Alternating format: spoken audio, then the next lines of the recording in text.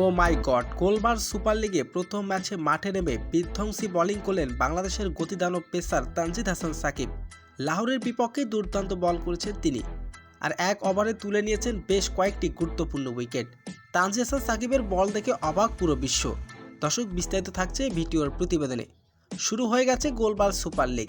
এদিন গায়নার হয়ে খেলছে বাংলাদেশের তানজিদ হাসান সাকিব। শুরুতে টস জিতে ব্যাটিং করার সিদ্ধান্ত নেন লাহোর। শুরু থেকেই দুর্দান্ত খেলেছেন লাহোরের ব্যাটাররা। এরপর অভিষেকের প্রথম ম্যাচে বোলিং করতে আসে বাংলাদেশের তানজিদ হাসান সাকিব। প্রথম বলে তুলে নেন উইকেট। শুরুতে এলবিডব্লিউর ফাঁদে ফেলে উইকেট হারায় লাহোর। তানজিদ হাসান সাকিবের যেন বল চোখেই দেখতে পারছেন না লাহোরের ব্যাটাররা। এদিন সহজে জয় এনে দেন তানজিদ হাসান সাকিব। 3 ওভার খরচ করে দিয়েছেন 14 রান, নিয়েছেন 5 উইকেট। তানজিদ হাসান সাকিবের বল দেখে পুরো অবাক বিশ্ব। দর্শক, এদিন লাহোরের বিপক্ষে দুর্দান্ত বল করেছেন তানজিদ হাসান সাকিব। গায়নার হয়ে খেলছেন বাংলাদেশের এই পেস দানব বোলার। তো দর্শক, তানজিদ হাসান সাকিবের বোলিং আপনার কেমন লেগেছে জানিয়ে দিন আপনার মূল্যবান মতামতটি।